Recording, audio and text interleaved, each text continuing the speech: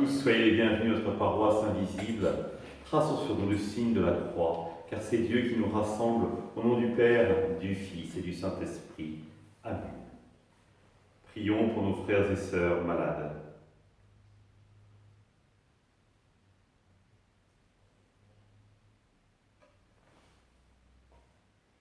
Prions pour les soignants et tous ceux qui œuvrent pour le bien commun.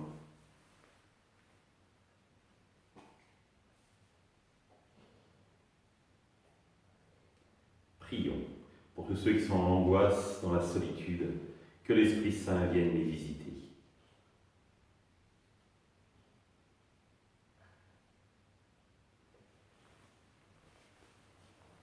Et pour manifester notre communion, je vais maintenant allumer cette bougie au cierge pascal.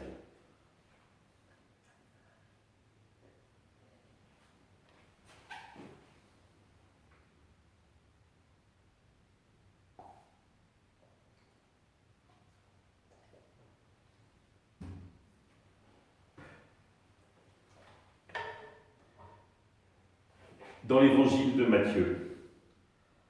Alors, laissant les foules, Jésus vint à la maison.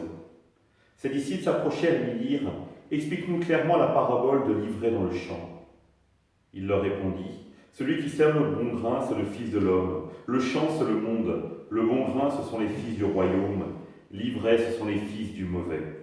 L'ennemi qui l'a semé, c'est le diable. La moisson, c'est la fin du monde. Les moissonneurs, ce sont les anges.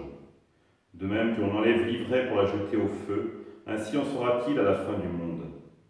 Le Fils de l'homme enverra ses anges, et ils enlèveront de son royaume toutes les causes de chute et ceux qui font le mal. Ils les jetteront dans la fournaise. Là, il y aura des pleurs et des grincements de dents. Alors les justes resplendiront comme le soleil dans le royaume de leur Père. Celui qui a des oreilles, qu'il entende. Acclamons la parole de Dieu. Louange à toi, Seigneur Jésus.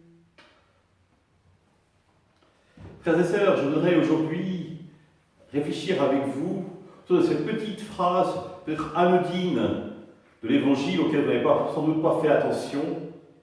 Alors, laissant les foules, Jésus vint à la maison. Ça peut paraître tout simple comme phrase, et pourtant je crois que cela dit beaucoup. Et Jésus s'adresse de manière différente à ceux où il est à l'extérieur, où il va les rencontrer, où il va leur tenir un message d'espérance, il va même les soigner. Mais quand il pénètre dans l'intimité d'une maison, il est différent. C'est-à-dire qu'il rentre en profondeur véritablement en relation avec la personne chez qui il va. Et cela change tout. Rappelez-vous la belle-mère de Pierre dans sa maison, qu'il vient rencontrer, qu'il vient soigner. Rappelez-vous Zachée, chez qui il s'invite personnellement. Et quelle rencontre pour Zachée. Zachée, descendez de ton arbre, il faut que j'aille demeurer chez toi. C'est-à-dire qu'il y a une différence entre rencontrer le Christ en grand groupe, l'écouter, et l'inviter chez soi, dans son intimité, pour véritablement percevoir l'amour dont nous sommes aimés et combien le Christ nous invite à être transformés par son amour et par sa présence. Rappelez-vous la conversion de Zachée, extraordinaire. Et c'est à nous aujourd'hui que le Christ s'adresse. C'est chez nous qu'il veut demeurer, qu'il vient susurrer à notre oreille. Cette parole de l'Apocalypse, voici que je me tiens à la porte et je frappe. Celui qui entendra ma voix et m'ouvrira sa porte, je viendrai dîner chez lui près de moi et moi près de lui. Oui, écoutez bien, Jésus vient frapper à votre porte. Êtes-vous prêt à l'écouter, à le laisser entrer pour qu'il vienne changer votre vie? Parce qu'il vous invite à un chemin de bonheur. Alors, ne laissez pas passer votre chance. Ensemble, nous prions. Notre Père, qui es aux cieux, que ton nom soit sanctifié, que ton règne vienne, Que ta volonté soit faite sur la terre comme au ciel.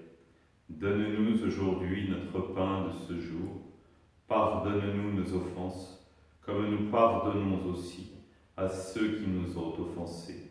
Et ne nous laisse pas entrer en tentation, mais délivre-nous du mal. Que le Seigneur nous bénisse, qu'il nous accompagne notre journée, nous garde dans la paix. Au nom du Père, du Fils et du Saint-Esprit. Amen. À demain.